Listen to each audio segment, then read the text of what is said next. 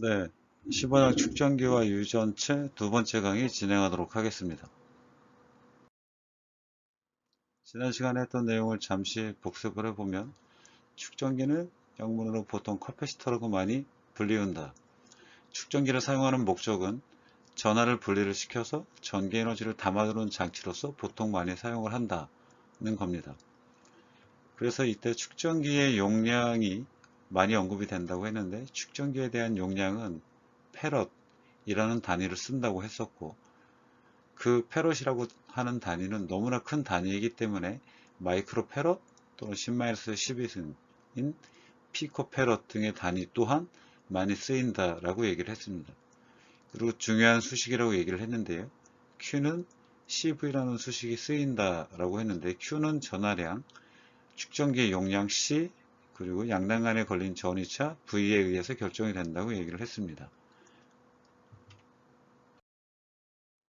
보통 평행판 축전기를 이용을 해서 축전기의 용량을 구하는 수식을 많이 언급을 하는데요. 축전기의 용량을 구하는 수식을 보면 Q는 CV에서 유도된 기본적인 수식을 이렇게 정리를 한 이후에 우리가 앞서 배웠던 여러 가지 수식들을 정리를 해서 전개를 해보니 결과적으로 엡실론 제로 A 곱하기 A 나누기 D로 결정이 된다고 얘기를 했습니다. 아주 중요한 수식이라고 얘기를 했고요. 기본적으로 평행판 축전기 같은 경우에 모든 축전기가 다 그렇습니다만 축전기의 용량은 그 전극 면적에 비례하고 그 전극 간의 거리 D에는 반비례한다 라는 것들을 잘 기억을 해두면 됩니다. 진공에서의 유전율 같은 경우에는 외울 필요는 없다고 했는데 진공에서의 유전율이 개입이 되고 있다 정도만 기억을 해주면 좋겠습니다. 오늘 축전기 종류를 잠깐 얘기를 해보도록 하겠습니다. 이 슬라이드는 제가 만든 것은 아니고요. 아래에 있는 그 네이버 블로그에서 따온 것이니까 혹시 축전기에 대해서 구조적으로 좀 더 궁금한 학생이 있으면 여기를 찾아가서 한번 살펴보면 좋을 것 같습니다.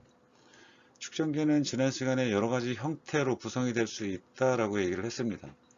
그래서 그 사용하는 목적에 따라서 용량과 전격 전압 등을 달리 하는데, 전극을 어떻게 구성을 했는지 또는 유전체를 어떻게 구성을 했는지 등에 의해서 여러 가지 형태로 축전기의 이름이 불리고 있습니다. 여기 있는 것처럼 마일러 커패시터, 그리고 적층형 세라믹 커패시터, 우리가 보통 MLCC라고 많이 하죠. 여러분들 알고 있는지 모르겠습니다만 MLCC 같은 경우에는 산업용으로 아주 중요한 부품이고 전 세계적으로 생산할 수 있는, 신뢰성 있는 소재를 생산할 수 있는 업체가 몇 군데 안 되죠. 국내에서는 뭐 사막 콘덴서 또는 삼성전기 등에서 이제 MLCC를 주로 생산을 하는데, 가끔가다 주기적으로 쇼티지 현상이 생겨가지고 아주 가격이 폭등하는 그러한 희귀한 부품이다 라고 보면 됩니다. 그리고 세라믹 커패시터, 뭐 고유전율 커패시터 등 여러 가지가 있습니다.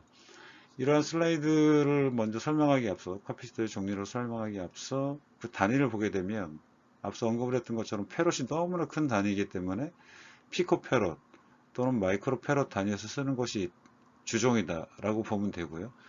원페롯 이상인 것들은 지금 현재 이 슬라이드에는 나와 있지 않습니다만 사실상 원페롯 이상 되는 수천 페롯까지도 대응할 수 있는 커패시터가 이렇게 있기는 합니다. 우리가 보통 EDLC라고 얘기를 많이 하는데요. EDLC라고 하는 것들은 Electric Double Layer Capacitor라고 하는 겁니다. 제가 연구 분야로 삼고 있기도 한데요.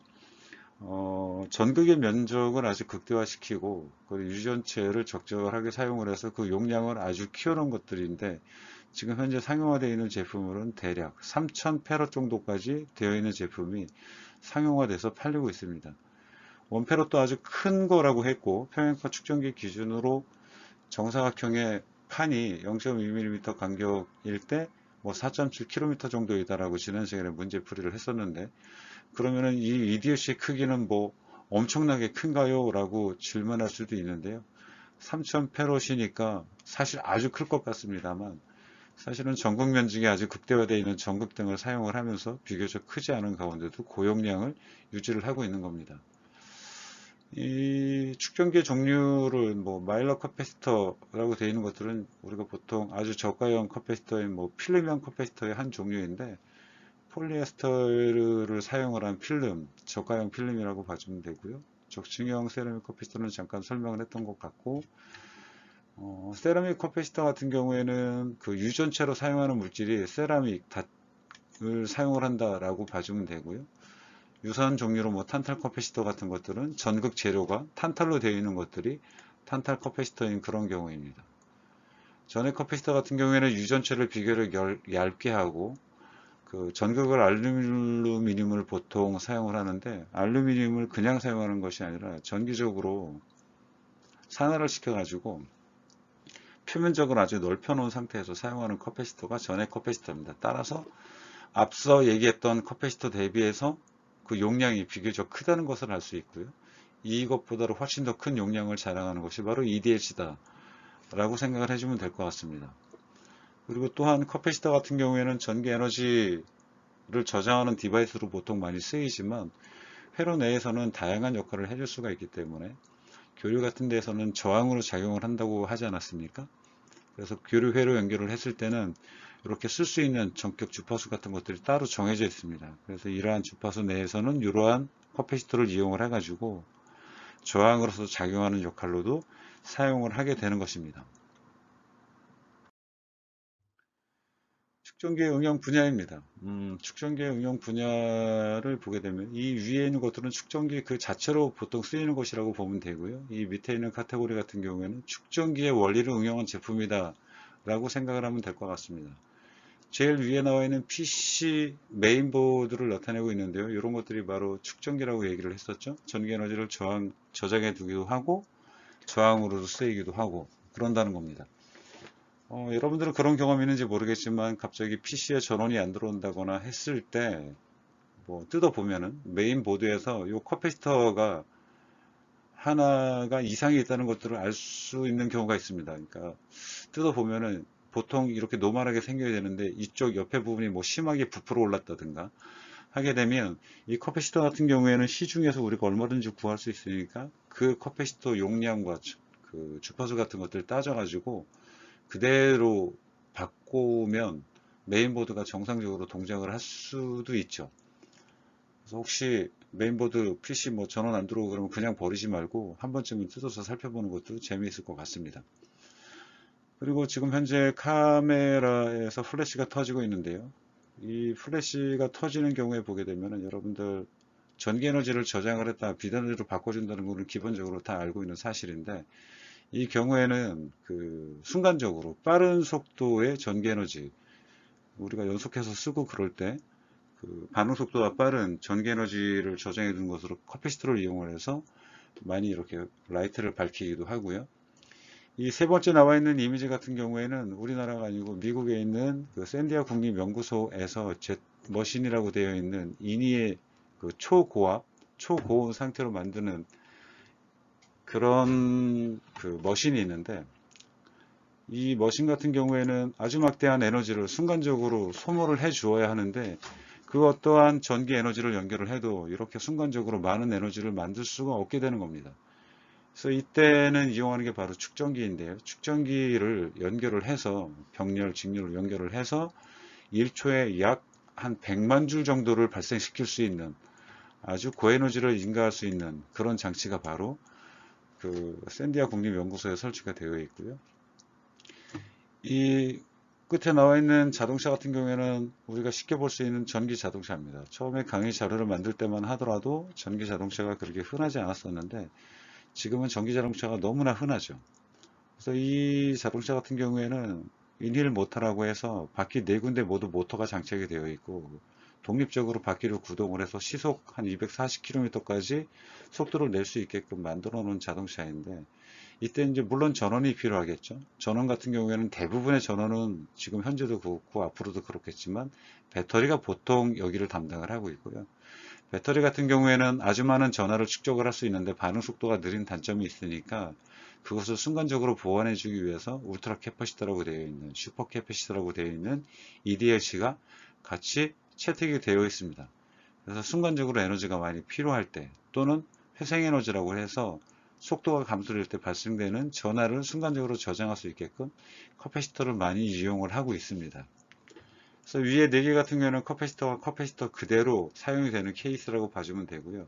이 밑에 있는 것들은 여기 보면은 우리가 맨날 쓰고 있는 키보드인데요.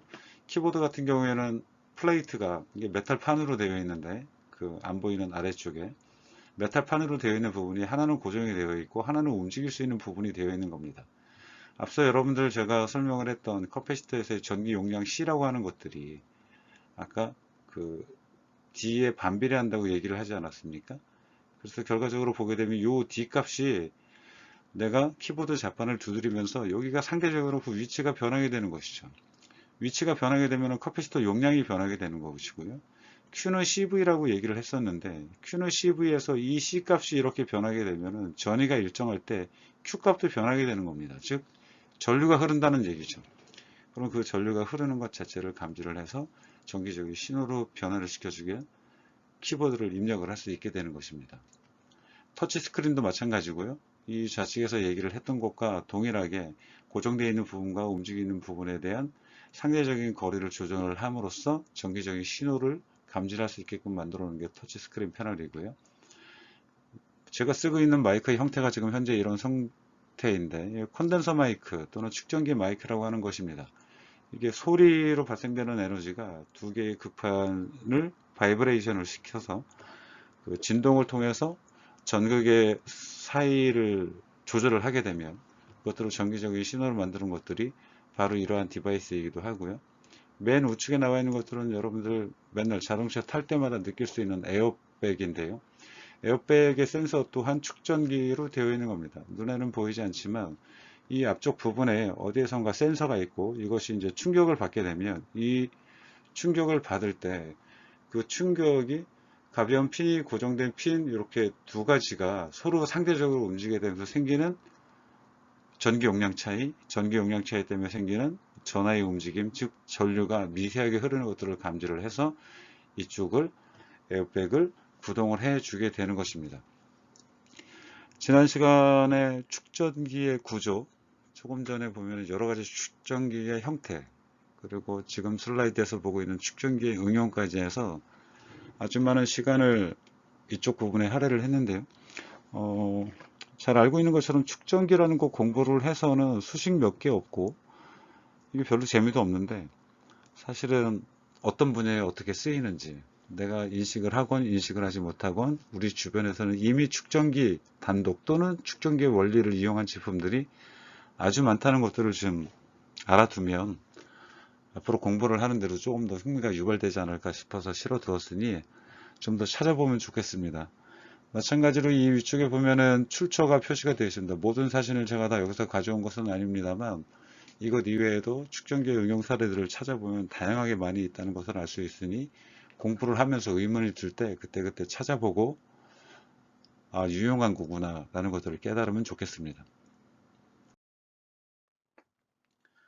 이번 시간에 해야 될 내용 중에서 가장 중요한 내용이 두 가지가 있는데요. 하나는 축전기의 연결이고 또 하나는 축전기를 구성하는 데 유전체를 왜 사용을 하느냐 그 이유를 정확히 이해하는 것입니다.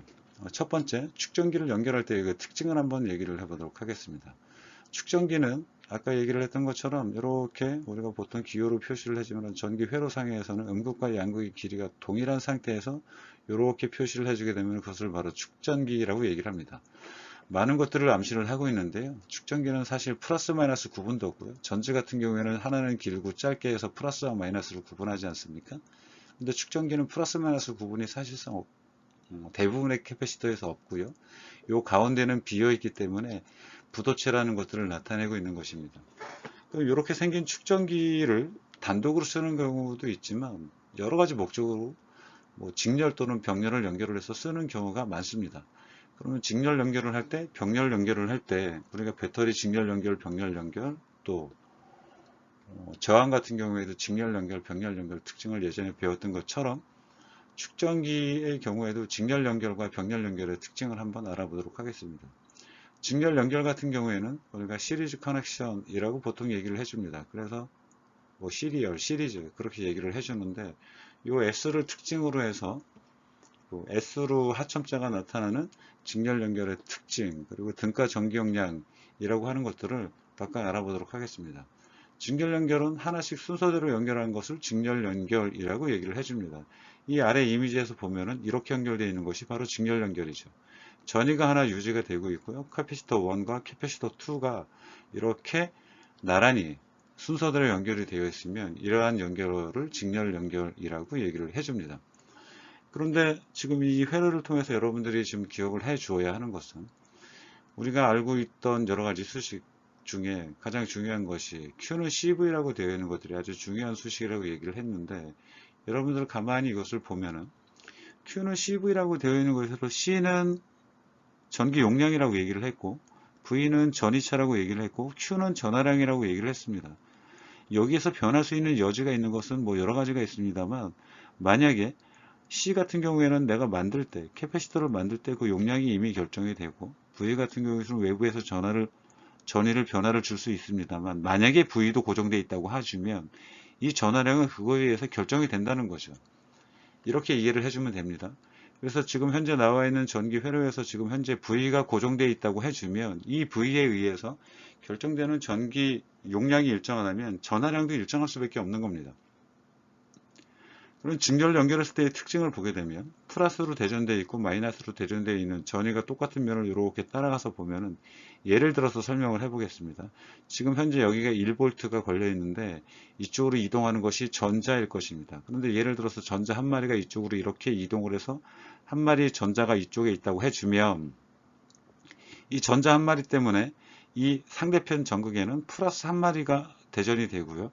플러스 한 마리가 대전된 것은 이 도체 내에서 형성이 된 것이기 때문에 반대쪽으로 마이너스 하나를 또 대전을 시키면, 이렇게 대전을 시키면 상대쪽에 플러스 하나를 이렇게 또 대전을 시키는 결과를 낳게 됩니다. 직렬 연결을 제가 간단히 이렇게 얘기를 했는데요. 이 설명을 해준 이유는 뭐냐면 직렬 연결의 특징입니다만, 각 축전기에는 늘 같은 전하량이 Q가 걸린다는 겁니다. 이 C1과 C2는 그 용량이 서로 다를 수 있지만 그 축전기에 축적된 전하량은 늘 같다는 것이 직렬 연결의 특징입니다. 그래서 이것을 제가 수식으로 나타내 보면 Q는 Q1 equal Q2라고 나타냈습니다. 아래 있는 전기 회로와 같이 이해를 해봅니다. Q는 전체 전하량을 말하는 것이고요.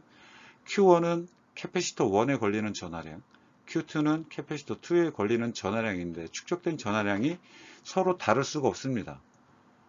그런데 직렬 연결의 특징은 전체 총 전이차는 각각의 전이차의 합이라고 했는데, 여러분들 V는 IR이라고 되어 있는 오음의 법칙을 예전에 배웠겠습니다만, 오음의 법칙 V는 IR이라고 되어 있는 것들 제가 다시 한번 잠깐 설명을 해보면, 우리가 보통 전류 1A 그리고 저항이 1ohm이면 둘이 곱하면 1V다 라고 보통 이해를 많이 하고 있는데, 사실은 그게 아니라 1V라고 되어 있는 전이차는 1A의 전류를 1ohm의 저항을 뚫고 흘러갈 수 있게 해주는 기전력이다 라고 이해를 하는 것이 맞습니다. 또한 이 수식을 보게 되면 우리가 이것을 IR 드롭이라고 보통 얘기를 많이 하는데요. IR 드롭이라고 하는 표현이 나온 이유는 뭐냐면 저항이 있는 데서 IR이 떨어진다는 얘기입니다. 그런데 I하고 R을 가만히 보니까 이것은 전이차랑 똑같지 않습니까? 즉 저항이 있는 데서 전이차가 생긴다는 얘기입니다. 그렇게 이해를 해야 되는 것이 오음의 법칙이고요. 그럼 동일한 원리에 의해서 이쪽에 있는 카패시터를 연결한 전기 회로에 적용을 해보면, 예를 들어서 지금 현재 V가 이렇게 일정하게 유지가 되고 있는데 아까 1V라고 얘기를 했습니다. 만약에 캐패시터 1과 캐패시터 2의 용량이 서로 같다고 해주면 지금 두 개는 이 회로를 거쳐서 1V의 전이차가 생겨야 되는데, 전이차가 어떻게 형성이 되냐면 C1에 0.5V, C2에 0.5V가 걸린다라고 생각을 해주면 됩니다. 그러면은 현재 전위가 1V라고 해주는 것들은 상대적으로 여기가 전위가 0V라고 하면 이쪽은 전위가 1V라는 의미입니다. 그러면 1V인데 쭉 가다가 여기는 저항이 없으니까 전위의 드롭이 없고요. 이쪽은 모두 1V인 겁니다. 그런데 캐패시터 하나를 지나고 나서 이쪽 도선, 이렇게 연결되어 있는 곳까지 연결되는 이쪽 부분들은 전위가 모두 몇 볼트로 유지가 되는 거냐면 모두 0.5V로 유지가 되는 겁니다. 그리고 한 번 더 전위가 떨어지게 되면 0.5에서 0.5만큼 또 떨어져서 이만큼은 모두 0V로 유지가 되고 있는 것이죠. 그래서 여러분들은 기억을 해야 될 게 IR 드롭이라는 것들을 잘 기억을 해줘야 됩니다. 저항과 마찬가지로 캐패시터도 캐패시터가 구성되어 있는 부분에서 전위가 반드시 떨어지게 되어 있습니다. 이것을 달리 표현을 해보면 전체 전위는 캐패시터 1에서 떨어지는 전위차와 캐패시터 2에서 떨어지는 전위차의 합으로 표현을 해줄 수가 있다는 겁니다.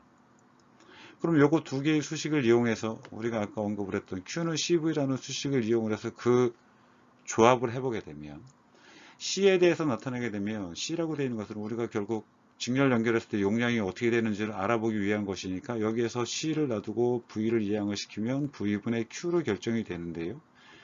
결국 C, SEQ라고 되어 있는 것은 지금 현재 캐패시터가 두 개 연결이 되어 있습니다만 이거 두 개가 마치 하나의 정기적인 용량이 나타내는 것처럼 이렇게 변화를 해서 나타냈다라는 겁니다. 그런데 시리즈로 연결을 했기 때문에 CSEQ라고 제가 표현을 해준 거고요. 여기서 나타나고 있는 전기 용량을 우리가 등가 전기 용량이라고 얘기를 해주는 겁니다.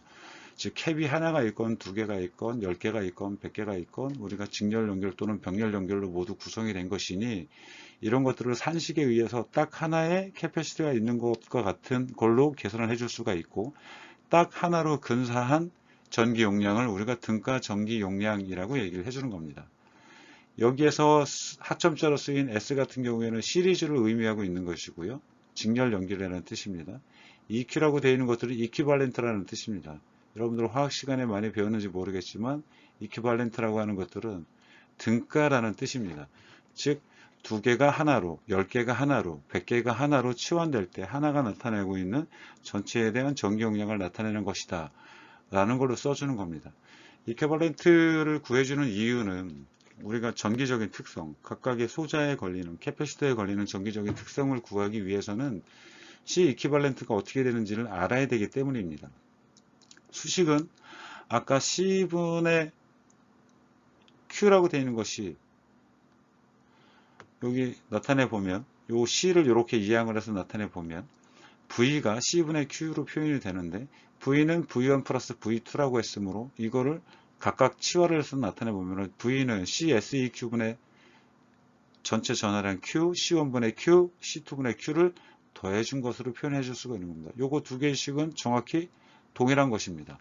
그런데 위에서 Q 이퀄 Q1 플러스 Q2라고 했으니 이거 세 개를 모두 약분을 해줄 수가 있는 것이죠. 따라서 이렇게 약분을 해버리게 되면 결과적으로 수식은 이렇게 결정이 되는 것입니다.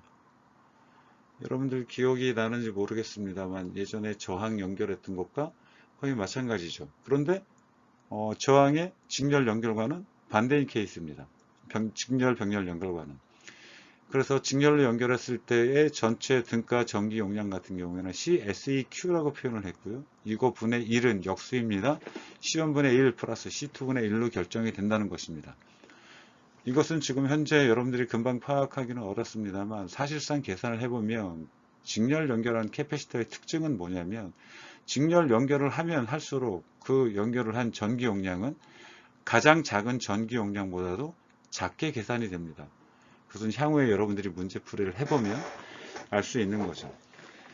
그래서 예를 들어서 뭐 1페럿짜리 캐패시터를 두 개를 직렬 연결을 하면 우리가 있지도 않은 0.5페럿짜리 전기 용량을 가진 그 축전기 효과를 볼 수 있고 뭐 그런 목적으로 사용을 할 수도 있다는 겁니다.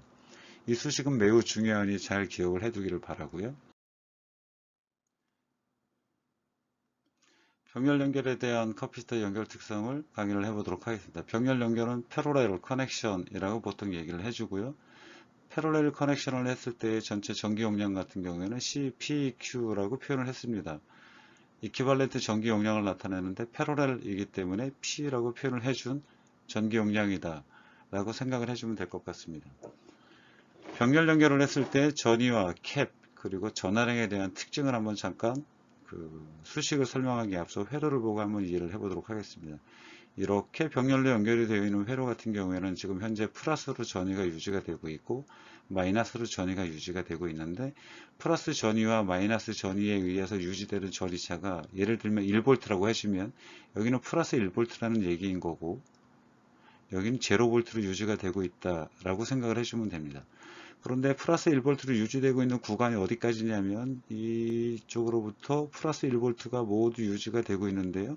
저항이 하나도 없으므로 저항이 없는 요 구간들, 요 도선들, 요 평행판 축전기까지는 모두 다 플러스 1V로 유지가 되고 있는 겁니다. 제로볼트로 유지되고 있는 구간을 보게 되면 제로볼트로 유지되고 있는 구간들은 저항이 없기 때문에 이 도선들이 모두 다 제로볼트로 유지가 되고 있고요. 이렇게 와서 제로볼트로 여기까지 이렇게 유지가 되는 겁니다. 그런데 전하의 입장에서 보게 되면 전하는 그 양상이 약간 모두 달라지게 되는데, 예를 들어서 마이너스로 그 대전이 되어 있는 축전기에 전이차를 유지가 시키게 되면 전자가 공급이 된다고 얘기를 해주었는데, 예를 들어서 이쪽에서 전자가 두 마리가 공급이 된다고 해주면 전자가 이렇게 두 마리가 된 전자들이 이렇게 쭉 패스를 따라서 극판으로 가게 되는데, 이 분기점에서 보게 되면 예를 들어서 C1과 C2의 용량이 같다고 해주게 되면 전자가 이쪽으로 한 마리 공급이 되고 이쪽으로 한 마리가 공급이 돼서 이쪽에 전자 하나와 이쪽에 전자 하나, 이렇게 두 마리로 서로 나뉘게 되는 겁니다. 그러니까 전하는 나뉘게 되는 것이죠. 여러분들이 기억을 해줘야 될 게 C1과 C2에 의해서 전하량은 나뉜다는 겁니다. 그럼 여기 생긴 전자에 의해서, 이 전자에 의해서 반대쪽으로도 플러스가 하나, 이쪽에도 플러스가 하나, 이렇게 대전이 되게 될 겁니다. 그럼 지금 했던 얘기를 좀 종합해서 얘기를 해보도록 하겠습니다. 병렬 연결인 경우에는 여러 개가 이렇게 연결이 되는 경우가 축전기의 병렬 연결인 케이스이다. 캐패시터를 여기는 두 개를 나타냈습니다만, 병렬 연결을 하게 되면 각각의 축전기에는 늘 같은 전이차 V가 걸리게 된다. 아까 설명을 했던 것 같습니다. 그리고 총 전하량이라고 되어 있는 것들은 실제로 움직이는 전자 기반으로 나타나는 물리량인데요. 그 총 전하량은 아까 이쪽에서 나뉜다고 얘기를 했었죠. 나뉘기 때문에 전차 전하량은 C1과 C2에 걸리는 전하량이 서로 다를 수도 있다는 겁니다. 그러면은 여기서 생긴 Q1과 여기서 생긴 Q2의 합이 전체 전하량을 나타나고 있다는 것이죠. 그럼 요거 두 개의 수식을 조합을 해주는데, 우리가 앞서서 가장 중요한 수식이라고 얘기했던 Q는 CV라고 되어 있는 수식에 대입을 해보게 되면, 여기 한번 대입을 해보겠습니다. Q는 CV라고 되어 있는 것들을 각각 이렇게 한번 C1 V1 한번, C2 V2 한번 이렇게 나눠서 써줄 수가 있게 되는 것입니다. 그런데 좌항과 우항을 보니 앞서서 병렬 연결인 경우에는 모두 다 전이차가 같다고 했으니까 전이차가 V가 V1과 V2가 모두 같다는 겁니다. 약분을 해서 표현을 해주면 CPQ는 C1 플러스 C2 이렇게 나타낼 수 있는 거죠. 이것은 마치 회로에서 예전에 저항을 직렬 연결했을 때와 같은 효과를 낳게 되는 겁니다.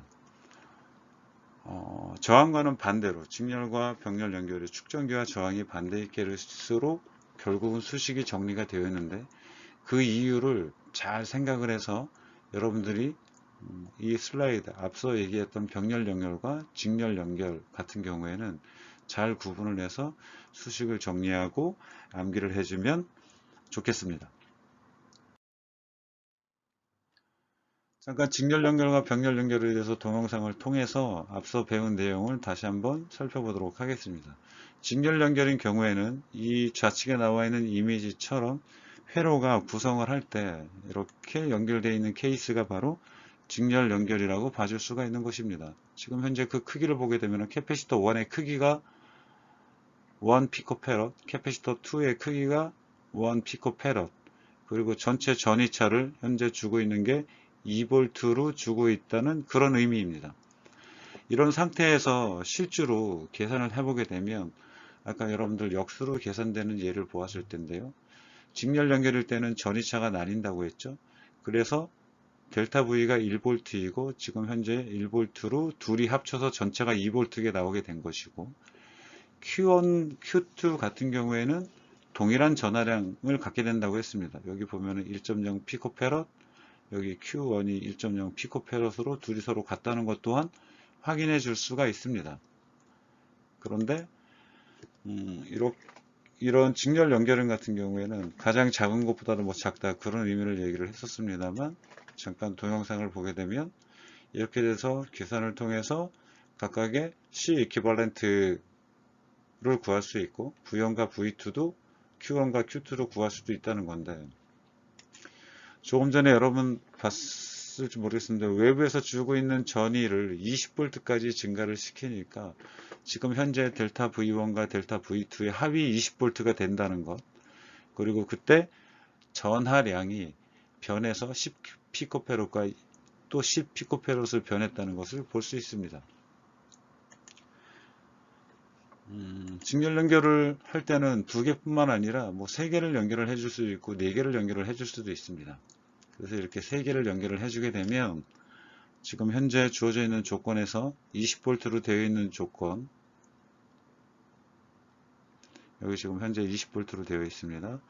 그리고 C1과 C2와 C3가 각각 1피코페럿, 1피코페럿, 1피코페럿 똑같은 정전 용량을 가진 캡을 적용을 해서 계산을 해보게 되면 델타 V1, 델타 V2, 델타 V3 3개의 합이 20V가 나와야 되고, Q1은 계산 결과가 6.7피코페럿, Q2 6.7피코페럿, Q3 6.7피코페럿으로 동일해야 된다는 겁니다.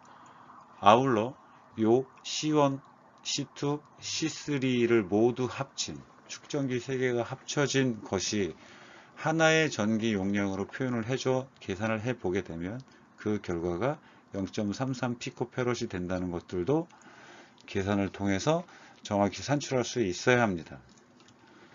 병렬 연결의 특징을 보도록 하겠습니다. 병렬 연결 같은 경우에는 앞서 언급을 했던 것처럼 전위가 나뉘지 않는다고 얘기를 했습니다.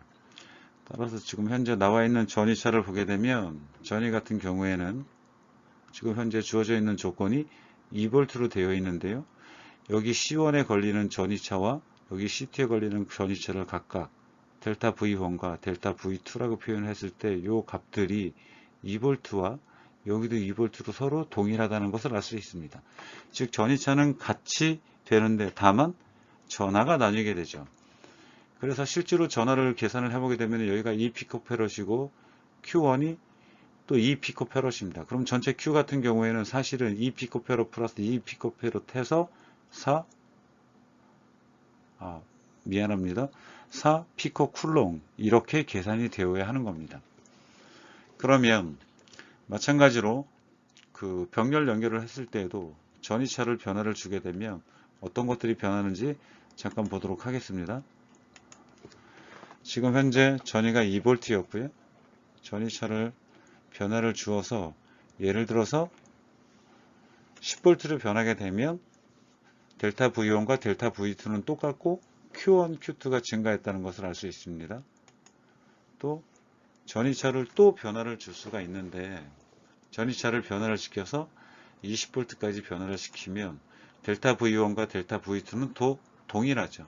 전체 전위와 동일한데 Q2, Q1이 변했다는 것을 알 수 있습니다. 만약에 캐패시터를 더 더하게 되면은 캐패시터의 병렬 연결에선 늘어나면 늘어날수록 어떻게 된다고 했는지 기억이 나십니까? 그 용량을 각각 더해준 것과 마찬가지라고 얘기를 했죠.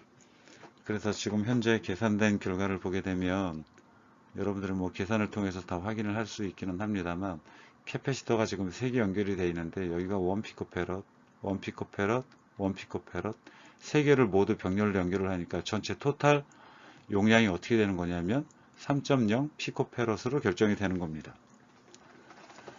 앞서 좀 복잡다단하게 직렬 연결과 복렬 연결의 케이스를 설명을 했는데 사실은 온라인으로 전달을 하려니까 그 내용이 좀 전달하기가 쉽지는 않았습니다. 캐패시터를 연결을 할 때 가장 중요한 것을 캐패시터 전체 챕터에서 가장 중요한 것을 얘기를 하라고 하면 캐패시터의 용량이 계산되는 수식, 지난 시간에 얘기했던 것이 가장 중요하고요. 두 번째가 캐패시터를 직렬로 연결했을 때를 연결을 했을 때 전체 등가 전기 용량이 어떻게 계산이 되는지 계산하는 방법을 이해하는 것이 두 번째로 중요하고, 마지막으로 중요한 것이 유전체를 적용을 하면은 캐패시터 용량이 또 어떻게 변하는지를 알아보는 것입니다. 지금까지 두 번째 중요한 내용까지 진행을 했는데 직렬, 병렬 연결의 특징을 구분하고 정리를 해서 잘 기억을 해 두길 바랍니다. 학습 문제 15.7번 문제를 한번 풀어서 앞서 배운 내용을 한번 복습해 보도록 하겠습니다. 축전기 4개가 12V의 전원에 그림과 같이 연결이 돼 있다고 합니다. 지금 현재 그림을 보면 여러분들 책을 통해서도 확인을 해줄 수가 있는데요. 이렇게 연결이 되어 있는 겁니다. 가만히 연결을 보니까 C1이 하나 있고요. C2가 여기 있고요. C2가 지금 현재 여기 나와 있는 겁니다. C3가 밑에 있고요. C4가 이렇게 4개의 축전기가 연결이 되어 있네요. 첫 번째 주어진 문제를 보니까 등가 전기 용량을 구하라 라고 하는 것입니다.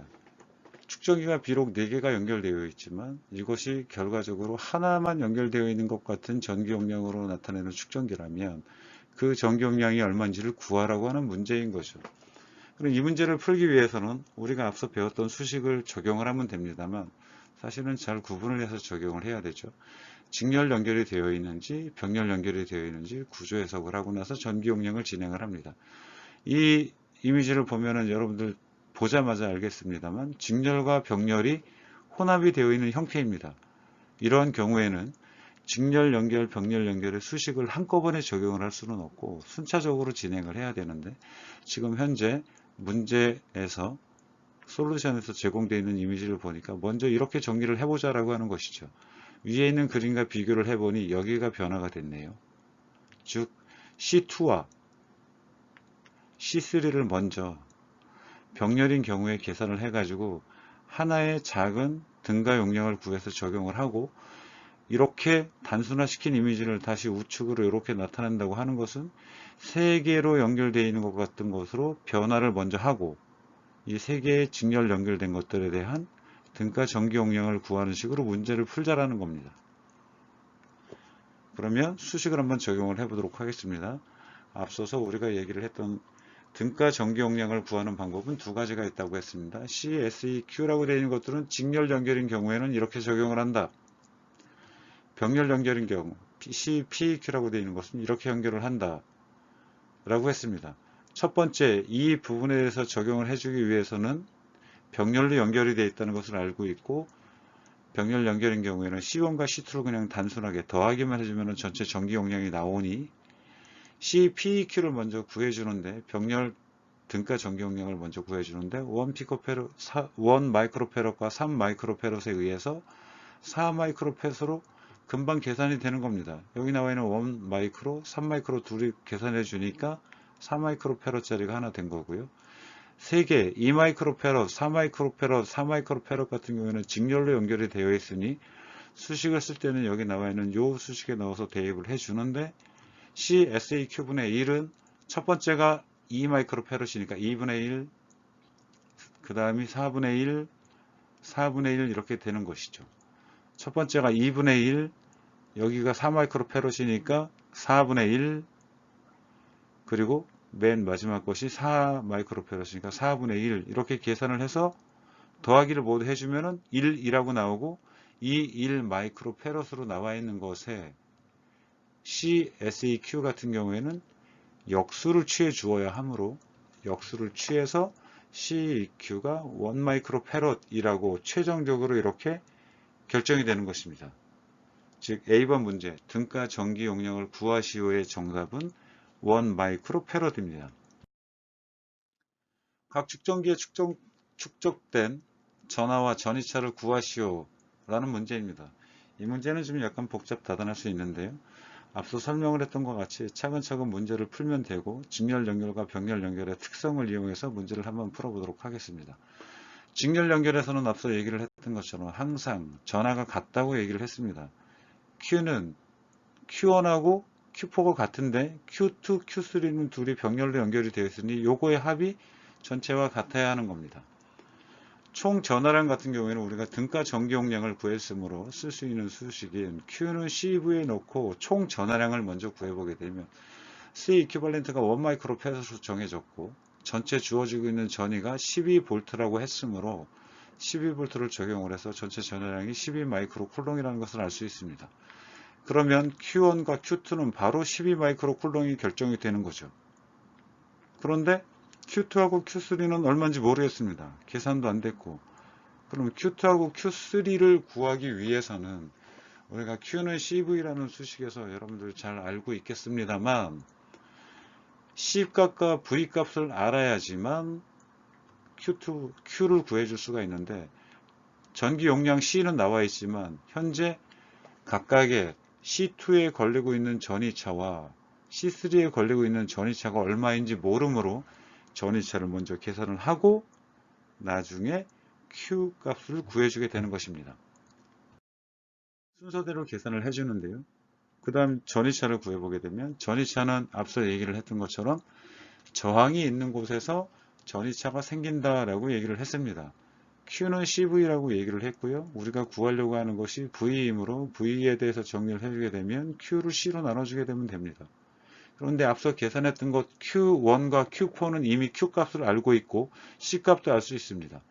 따라서 V1 같은 경우에는 전체 Q를 C1으로 나눠주면 전이차가 나오게 되는데, 그게 바로 12마이크로 쿨롱을 2마이크로 페럿으로 나누어서 6V라고 알 수 있게 되고, V4도 마찬가지로 3V로 결정이 되는 겁니다. 전체 전이차가 12V인데 이쪽에서 지금 현재 전이차가 한번 생겼는데 6V가 떨어졌다는 얘기입니다. 이쪽에서 한번 전이차가 떨어졌는데 이쪽에서는 3V가 떨어졌다는 얘기입니다.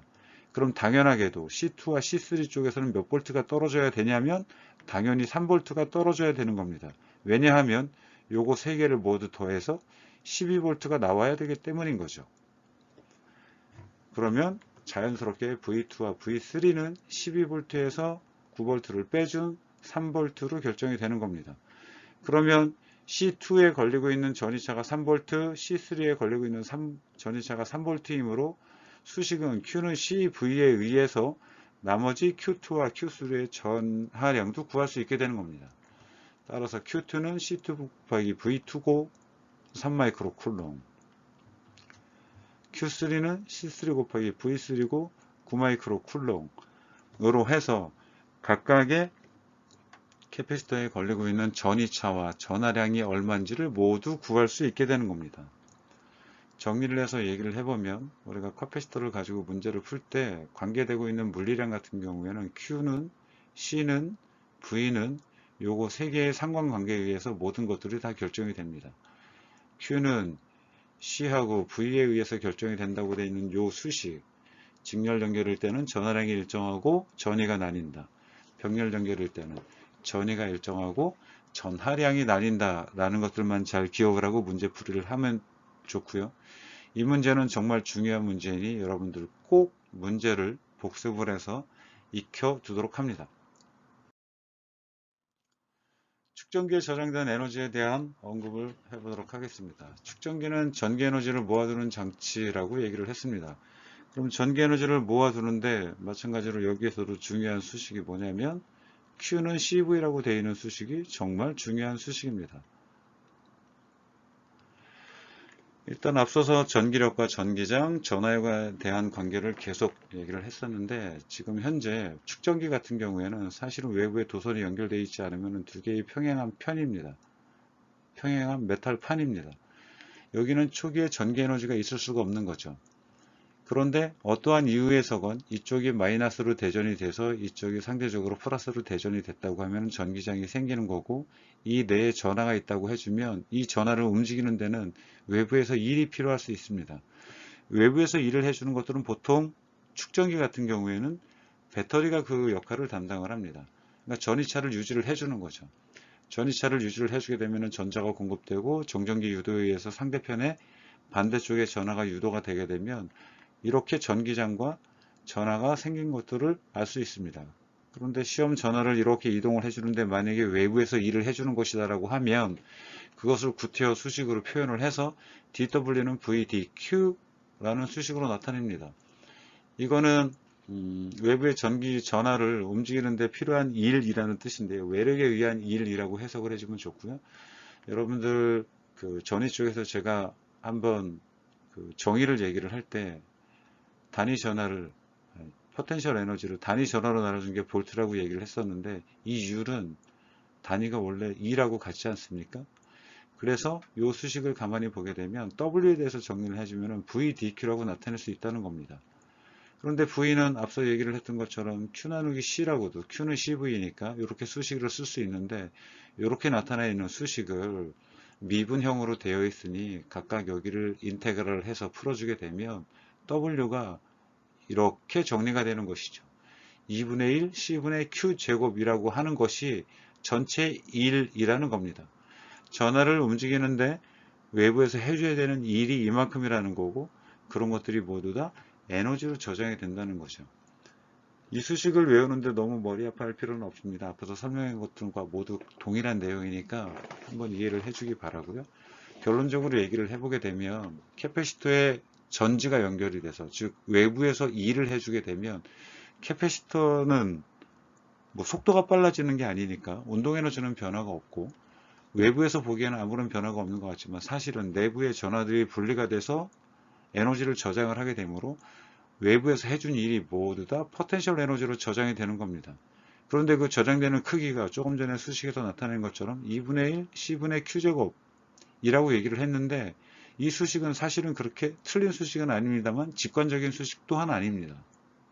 정리를 해보면 Q는 CV이기 때문에 여기에다가 Q는 CV를 넣고 정리를 해보면 2분의 1 QV라는 수식으로 정리가 될 수가 있고요. Q는 CV라는 것들을 한 번 더 쓰게 되면 2분의 1 CV 제곱이라는 수식으로 또한 정리가 됩니다. 중요한 수식이 또 하나 나왔는데요.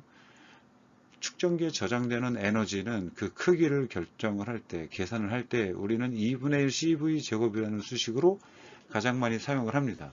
왜냐하면 측정기는 앞서 얘기를 했던 것처럼 처음에 만들 때부터 용량이 얼마인지를 이미 계산을 하고 만들어서 C값이 보통 정해져 있는 값이 많습니다. 아까 사진 이미지에서 봤던 것처럼 예를 들어서 뭐 1000 마이크로페럿 그러면은 1000 마이크로페럿이라고 주어져 있는 것이 바로 C값이기 때문에 C가 정해져 있는 거죠. 또한 외부에서 내가 주고 있는 전위가 10V든 20V든 측정이 용이한 값으로 되어 있습니다. 즉 이 C값과 V값은 비교적 쉽게 알아낼 수 있는데 2분의 1 CV 제곱을 해주면 그 측정기에 저장된 포텐셜 에너지가 얼마인지를, 토탈 에너지가 얼마인지를 알 수 있다는 거죠. 그래서 사실상 측정기에서 전기 에너지를 구할 때 가장 많이 쓰이는 수식이 2분의 1 CV 제곱이라는 수식으로 쓰이게 되는 겁니다. 이 의미는 예전에 탄성 포텐셜 에너지에서 E를 구할 때, E과 뭐 포텐셜 에너지 구할 때의 수식과 마찬가지인데요. Q는 요 CV라는 수식을 우리가 플러스를 해보게 되면 V를 Y축으로, Q를 X축으로 놓게 되면은 C가 넘어가서 뭐 C분의 1이 되기는 합니다만 선형관계라는 것들을 알 수 있습니다. 즉 전하가 하나도 없을 때는 그 캐패시터 내부에 전해차가 하나도 없는 것이죠. 그런데 전하가 분리돼서 늘어날수록 전위가 그거에 비해서 선형적으로 이렇게 증가한다는 얘기입니다. 그럼 선형적으로 이렇게 증가하는 경우에 축적된 에너지는 얼마인가를 계산을 해보면 여러분들 많이 봤던 것처럼 요거 두 개의 물리량을 곱해준 요 면적이 에너지가 되는 것이죠. 그런데 이 면적을 가만히 보면은 전체 면적이 아니고 이렇게 선형으로 변하기 있기 때문에 삼각형의 면적이 나와야 되는 것입니다. 삼각형의 면적을 구해보면 그 값이 바로 2분의 1 CV 제곱으로 결정이 되는 것이죠. 에너지 밀도라고 되어 있는 것은 커패시터는 부피가 있기 때문에 단위 부피당 에너지가 얼마나 있는지를 계산을 해보는 것이 에너지 밀도라고 얘기를 해주는 것입니다. 전기 에너지를 아까 2분의 1 CV 제곱으로 포텐셜 에너지 E를 구할 수 있다고 했는데 이거를 다시 부피로 나누는 거죠. 그럼 이 수식을 쭉 정리를 해보면 이렇게 쭉 정리가 쭉 되는 겁니다. 어려울 것이 하나도 없고요. 우리가 알고 있는 수식을 넣고 정리, 넣고 정리, 넣고 정리 이렇게 되는 겁니다. 그럼 2분의 1 CV제곱이라는 것들을 다시 정리를 해서 이렇게 수식을 만들어냈는데 A하고 D라고 되어 있는 것들을 가만히 보니까 하나가 전극의 면적, 하나는 전극의 거리인데 이것이 바로 볼륨이죠. 전체 부피가 이렇게 된다는 겁니다. 그런데 에너지 밀도라고 되어 있는 것은 단위 부피당의 포텐셜 에너지라고 했으니까 에너지를 써주고 부피로 나눠주는 것입니다. 즉 이거를 이렇게 정리된 수식을 V를 하나 없애버리면, V로 나눠져 버리면 이것이 바로 에너지 밀도가 되는 것이죠. 그래서 그 에너지 밀도는 2분의 1 곱하기 엡실론 제로 곱하기 전기장의 제곱으로 나누는 겁니다. 이렇게 정리를 해두면 여러분들이 커피시터에 대한 에너지 밀도 또한 계산을 할 수 있습니다. 앞서 전기 에너지와 또 커피시터의 동작 원리 등을 여기 있는 이미지를 가만히 보면서 이해를 해주면 좋겠습니다. 전기장이 하나도 스위치가 떨어져서 전기장이 하나도 걸리지 않았을 때 스위치가 연결이 돼서 플러스와 마이너스 전위차가 유지가 되면서 생기는 전하에 의해서 에너지가 축적이 되고 전기장이 형성이 된다는 것들을 이해하면 좋겠습니다.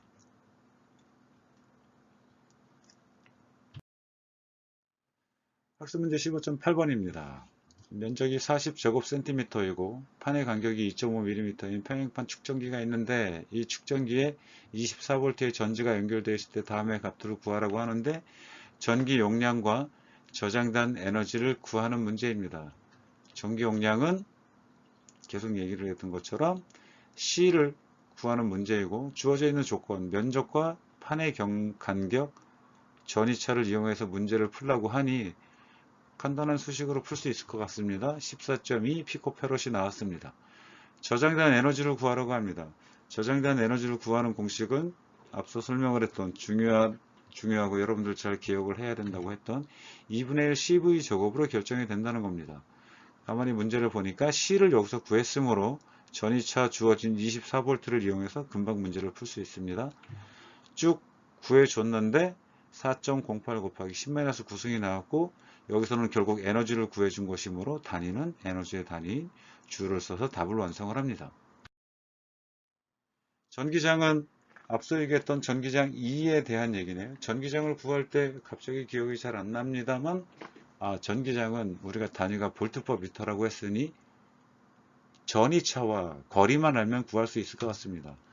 즉 볼트를 거리로 나눠주면 됩니다. 24V가 나와 있고 주어진 간격이 나와 있으므로 전기장이 이렇게 형성된다는 것도 알 수 있고 전기장의 에너지 밀도라고 했습니다. 에너지 밀도 구하는 공식은 2분의 1 엡실론 제로 그리고 전기장의 제곱으로 나타난다고 수식이 앞서 슬라이드에서 제공이 되었는데 전기장 또한 구했습니다. 9.6kV/m이므로 넣고 계산을 해주면 이렇게 결정이 됩니다. 그 크기가 비교적 작기 때문에 마이크로 줄로 계산이 되었습니다. 이 내용은 앞서 얘기를 했던 전기장 그리고 커패시터의 용량 그리고 전위차 등에 대한 복합 문제이니 마찬가지로 복습을 하기를 권장합니다. 세 번째 중요한 내용인 커패시터에서 유전체를 왜 쓰는지에 대한 내용을 한번 진행을 해보도록 하겠습니다. 우리가 유전율이라고 하는 단어가 있는데요. 유전율이라고 하는 것들은 퍼미티비티라고 얘기를 해주고 이것은 절연체에 외부에서 전기장을 주었을 때 그 유전체 내부에서 반응하는 정도의 척도를 유전율이라고 얘기를 해줍니다. 순수한 물질마다 그 값이 모두 다르죠. 분극이라고 되어 있는 현상은 앞서 우리가 설명을 했습니다. 우리가 절연체로 되어 있는 물체에 대전되어 있는 물체를 가까이 해주면 플러스로 대전되어 있는 물체 때문에 절연체 내부에서 마이너스로 한쪽으로 이렇게 줄을 서는 현상을 분극이라고 얘기를 했습니다. 정리를 해보면 부도체인 부도체, 유전체라고 하는 것은 외부에서 전기장에 가해주게 되면 그거에 의해서 반응을 하고 반응하는 정도를 유전율이라고 한다 라고 기억을 하면 됩니다. 그 유전체는 그 생긴 모양에 따라서 구조적으로 두 가지로 나눌 수가 있는데 하나는 극성으로 하나는 비극성으로 나눠질 수가 있습니다. 극성이라고 되어 있는 것은 원래 생긴 자기 자체가 플러스하고 마이너스로 구분이 있는 형태의 분자들이고요. 비극성 분자는 편제화된 전자가 없는 어디에서나 골고루 전하가 없는 상태에서 이렇게 플러스 마이너스가 분리되지 않은 상태의 분자들이 극성 분자와 비극성 분자입니다. 극성 분자 같은 경우에는 만약에 외부에서 전기장이 주어지게 되면 전기장이 현재 이렇게 주어지고 있다는 얘기는 이쪽이 플러스로 이쪽으로 마이너스로 대전이 되어 있다고 하는 건데 당연히 극성 분자인 경우에는 마이너스가 이쪽으로 플러스가 위치하게 되는 그 형태를 띠게 되고요. 비극성 분자인 경우에는 플러스 마이너스가 없기 때문에 아무런 영향이 없을 것 같습니다만 사실은 내부에서 생긴 전기장, 외부에서 주어진 전기장이 이렇게 형성이 되어 있기 때문에 이 비편제화 되어 있는 전자들 중에 일부분이 이쪽으로 더 많이 상대적인 쪽에서 전자가 빠져나간 플러스 마이너스 극성이 이렇게 존재할 수 있게 되는 거죠. 즉 극성을 띠게 된다는 겁니다. 그래서 유전체는 크고 작은 차이가 있기만 하고 외부에서 전기장이 주어지게 되면 모두 다 반응을 한다라고 봐줘야 됩니다. 그럼 유전체에 의한 전기력 변화라고 되어 있는데 이 내용을 잠깐 먼저 보게 되면 유전체를 결과적으로 커패시터에 유전체를 늘 사용을 합니다. 그럼 유전체를 이용하는 이유를 한번 설명을 해보도록 하겠습니다. 일단 캡이 현재 이렇게 형성이 되어 있는데 플러스로 대전이 되어 있고 마이너스로 대전이 되어 있고 전하가 분리되어 있으니까 전형적인 커패시터의 모습입니다. 지금 현재 진공인 상태라고 해주면 플러스와 마이너스로 대전되어 있는 것 때문에 전기장이 이렇게 형성이 됨이 당연합니다. 모두 이렇게 분홍색이 하나, 두 개, 세 개, 네 개, 다섯, 여섯, 일곱, 여덟, 아홉, 10개가 형성이 되어서 그 크기를 상대적으로 10이라고 해서 전기장의 크기를 언급을 해보겠습니다. 그런데 여기에 유전체를 중간에 집어넣었습니다. 유전체를 집어넣으면 초기에는 진공인 상태에서 아무것도 없으니까 전기장에 반응할 물체가 없어졌지만 유전체를 넣는 순간 외부에서 이 전기장이 유전체에 가해지고 있으므로 이쪽이 상대적으로 마이너스, 이쪽이 상대적으로 플러스를 띠는 유전체에 변화가 생기게 됩니다. 그럼 마이너스가 이렇게 대전된 것들이 있고 플러스가 대전된 것들이 있으면 플러스 마이너스에 의해서 반대적으로 전기장이 이렇게 형성이 되는 거죠. 즉 전기장은 벡터이므로 벡터 상쇄 효과가 나타나게 되는 겁니다. 그래서 이렇게 변하게 되는 것이죠. 그러면 지금 현재 전기력선이 1개, 2개, 3개, 4개, 5, 6개로 변했습니다. 아까 10개에서 6개로 이렇게 전기력선의 수가 변했죠. 뜻하는 게 뭐냐면 전기장이 약해졌다는 겁니다. 전기장이 약해지면 무슨 효과를 낳냐면 전기장이라고 되어 있는 것은 원래 단위가 볼트 퍼 미터라고 얘기를 했었고 볼트를 거리로 나눠준 것 아닙니까? 그런데 전기장이 약해졌다고 하는 것은 요 두 개를 비교를 해보게 되면 거리는 변하지 않았는데 즉 D는 변화가 없는데 이 X만 V만 같이 감소를 할 수밖에 없다는 것을 나타내고 있습니다. 즉 유전체를 끼우면 전위차가 작아지게 되는 것이죠. 정리를 해보겠습니다. 유전체를 사용을 하면 전기장이 감소를 합니다. 전기장이 감소를 하면 전위차가 감소를 합니다. 전위차가 감소를 하면 전기 용량이 증가합니다. 이것을 간단하게 수식으로 이렇게 표현을 해보겠습니다.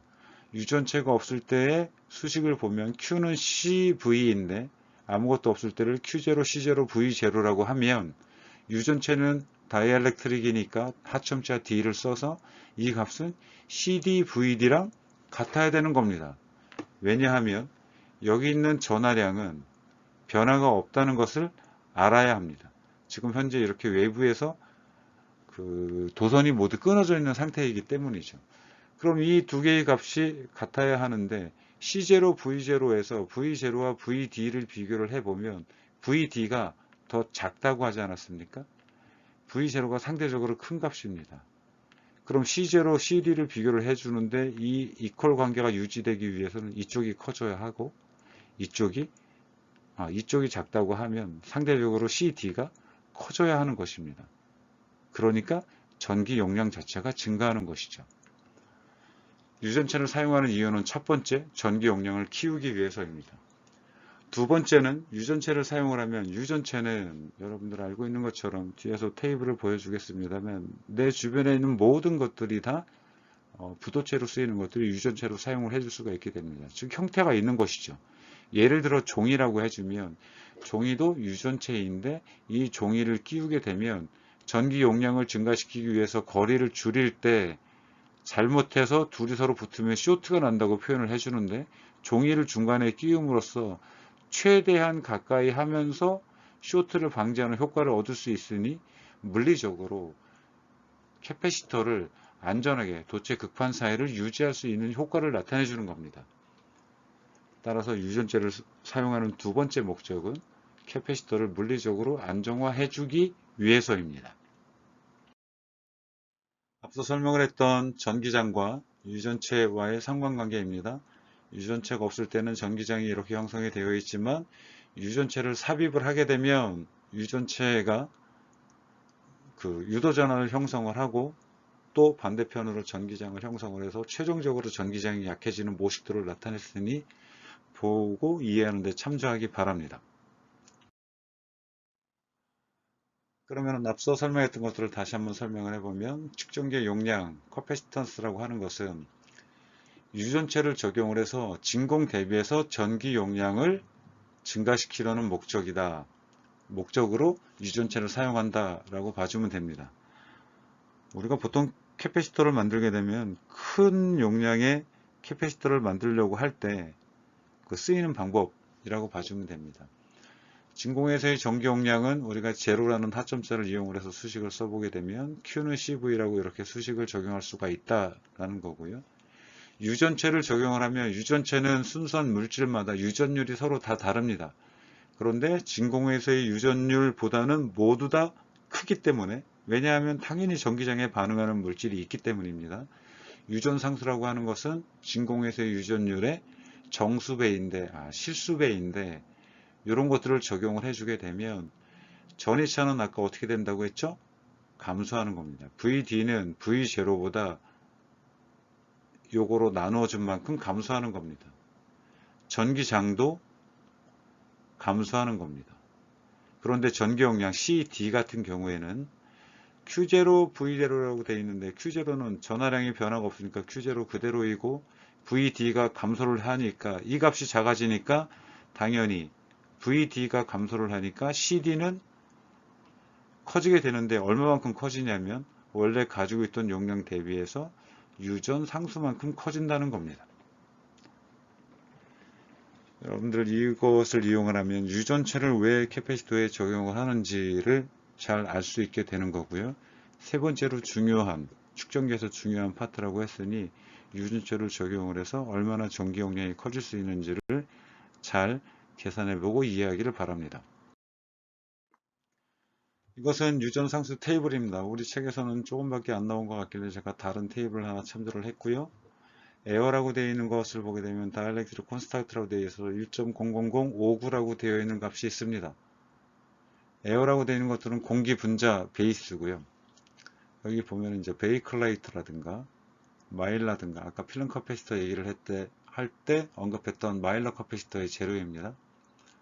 그리고 우리가 흔히 볼 수 있는 뭐 고분자라든가 테플론이라든가 백큐미 여기 있군요. 진공에서의 유전율이 기본인 상태입니다. 물 같은 경우에는 80으로 되어 있네요.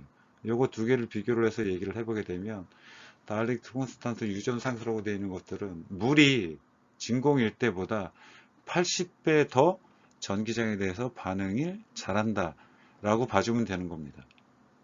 그러면 진공에서 만들어진 커패시터에 물을 채우는 순간 전기 용량도 80배가 증가하는 거죠. 그래서 우리가 유전체를 적용을 해서 커패시터를 만드는 겁니다.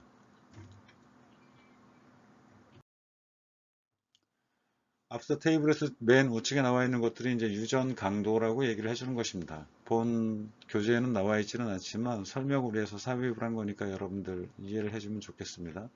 우리가 커패시터를 만들 때 용량을 키우는 방법이 두 가지가 있다 그랬죠. 면적을 일단 키우는 방법이 가장 좋고 이 D는 감소를 시키는 게 가장 좋다. 그리고 유전체를 여기다 무언가를 삽입을 하게 되면 유전 상수만큼 용량이 증가한다고 했습니다. 요 거리에 대한 얘기인데요. 유전체를 끼우기 전에 요 극판 사이의 거리를 감소를 시키는데 아주 작게 감소를 시키면, 예를 들어서 밀리미터, 마이크로미터, 나노미터 그렇게 감소를 시키면 커패시터의 용량을 아주 많이 키울 수 있을 것 같지만 사실은 유전체임에도 불구하고 이 양난간에 생긴 전이차 때문에 이 D를 줄이는 데는 한계가 있게 됩니다. 그래서 이 D의 최소값은 항상 한계가 있고요. 이 유전체에 의해서 그것이 결정이 되는 겁니다. 수식은 이렇게 되는데 여러분들이 뭐 이것을 암기를 해줄 필요는 없고요. 결과적으로 유전 강도라고 하는 것은 방전을 일으키지 않고 걸어줄 수 있는 최대 전압을 유전 강도라고 얘기를 해주는 겁니다. 이 우측에 있는 이미지를 가만히 보면 여기는 공기로 되어 있는 가운데 이 도체 사이에 전이차를 유지를 시켜주면 보통의 경우에는 여기에서 아크가 일어나지 않습니다만 일정한 전이차 이상이 되게 되면 전자가 이렇게 마구 흘러가는, 전류가 흘러가는 아크 현상이 발생을 하게 되는 거죠. 그럼 이 현상은 언제 발생을 하냐면, 이 채우고 있는 물질 자체가 공기라고 얘기를 해주면, 공기는 유전 강도가 3 곱하기 10의 6승 볼트 퍼 미터입니다. 즉 1m당 300만 볼트, 3 곱하기 10의 6승 볼트라고 되어 있는 전이차가 걸리게 되면, 이때는 절연 파괴 현상이 나타날 수 있다는 겁니다. 그러면 더 이상 유전체로서 작용을 하지 못하고 도체처럼 작용을 하게 된다는 거죠. 유전 강도와 절연 파괴 현상에 대해서 잠깐 여러분들 이해를 돕기 위해서 설명을 했습니다. 학습에 참고하기 바랍니다. 금일 강의는 여기까지 해서 모두 끝났습니다. 과제가 1번부터 6번까지 있으니 문제 풀이를 해서 잘 제출하기 바라고요. 학습 문제 카피를 해서 넣어 두었으니 교재가 없는 학생들은 참고하기 바랍니다. 연습 문제도 듣느라고 고생 많았습니다. 뒤에 있는 내용을 잠깐 설명을 해보면, 앞서 내용이 너무 많아서 제가 빼놓은 내용들이 부록으로 포함이 되어 있습니다. 대한 내용, 원통형 측정기에 대한 내용, 공골 측정기에 대한 내용, 다 측정기의 모양이고, 마지막은 문제풀이에 대한 내용입니다. 학습문제 15.6번에 대한 내용입니다. 지구를 가정을 해서 전기 용량을 구하는 문제인데, 시간이 나면 문제풀이를 진행을 해보면 좋을 것 같습니다. 유전체 캐패시터 쪽에서는 중요한 내용이 3가지가 있다고 앞서서 계속 강조를 했습니다. 그 내용에 기반을 해서 학습을 하고 문제풀이를 통해서 자기 실력을 검증하면 좋겠습니다. 고생 많았습니다. 금일 강의는 여기까지 마치겠습니다.